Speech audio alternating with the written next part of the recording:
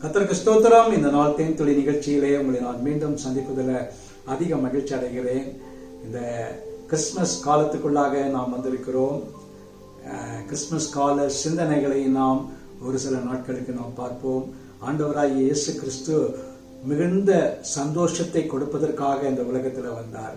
தேவ மகனாக இருந்தவர் நம்மை ரட்சிப்பதற்காக பூமியிலே வந்தார்.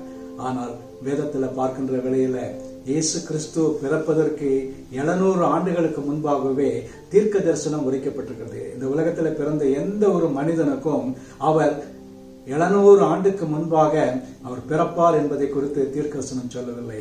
ஏசாயா தீர்க்கதரிசி நம்முடைய தீர்க்கதரிசன புத்தகத்திலே இப்படியாக எழுதியிருக்கிறார்.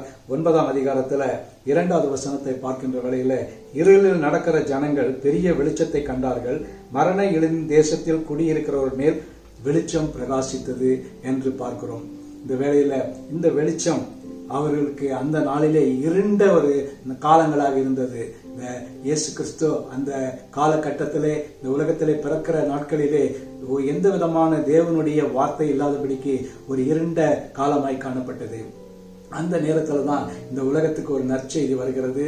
ஏசாயா 9:6 பார்க்கும் பொழுது, நமக்கு ஒரு பாலகன் பிறந்தார், நமக்கு ஒரு குமாரன் கொடுக்கப்பட்டார், கர்த்தத்துவம் அவர் தோளின் மேல் இருக்கும், அவர் நாமம் அதிசயமானவர், ஆலோசனை கர்த்தா, வல்லமையுள்ள தேவன், நித்திய பிதா, சமாதான பிரபு எனப்படும் என்று சொல்லப்பட்டிருக்கிறது. ஒரு பிறக்க போகிற ஒரு மனிதனுக்கு தேவனாக இந்த உலகத்திலே அவதரிக்க போகிறதான ஒருவரை குறித்து முன்பாகவே தீர்க்கதரிசி தெளிவாக தேவனுடைய ஆவியை கொண்டு அவர் வெளிப்படுத்தியிருக்கிறார். அவருக்கு கொடுக்கப்பட்ட நாமங்கள் தான் மிக மிக பெரிய காரியங்கள். இந்த இடத்துல பார்க்கும் பொழுது அவருடைய நாமம் அதிசயமானவர், ஆலோசனை கர்த்தா, வல்லமையுள்ள தேவன், நித்திய பிதா, சமாதான பிரபு எனப்படும். ஆகவே கிறிஸ்துவுக்குள் பிரியமானவர்களே, இந்த தேவன் இன்று இந்த உலகத்திலே உங்களுக்கும் எனக்குமாக பிறந்திருக்கிறார். எதற்காக? கிறிஸ்துமஸ் கொண்டாடுவதற்காகவா? இல்லை. அவர் வந்ததுடைய நோக்கம், அவர் உங்களையும் என்னையும் ரட்சிக்க இந்த உலகத்தில் வந்தார். கிறிஸ்து என்னும் ரட்சகர் தான் இந்த உலகத்திலே பிறந்திருக்கிறார் என்று முதலாக அறிவிக்கப்பட்டது. இது இந்த 700 ஆண்டுகளுக்கு பின்பாக தேவதூதனாலே அறிவிக்கப்பட்ட ஒரு வார்த்தை.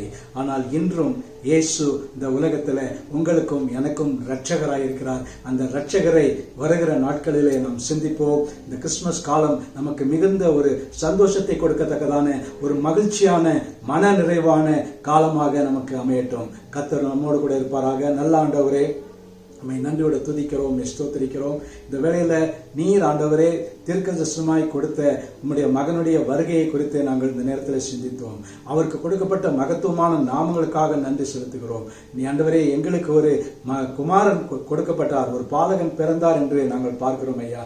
அந்த பாலகனாகிய இயேசுவை நாங்கள் எங்களுடைய இருதயத்தில் ஏற்றுக்கொண்டு ஆண்டவரே நாங்கள் சந்தோஷமும் மகிழ்ச்சியும் அடைய எங்களுக்கு உதவி செய்ய வேண்டுமா ஜெபிக்கிறோம். மீட்பர் இயேசுவின் நாமத்தில் ஜெபிக்கிறோம் நல்ல பிதாவே. ஆமென், ஆமென். கர்த்தர் உங்களை ஆசீர்வதிப்பாராக. இந்த நாள் உங்களுக்கு ஒரு மகிழ்ச்சி நிறைந்த ஒரு நாளாக அமையட்டும்.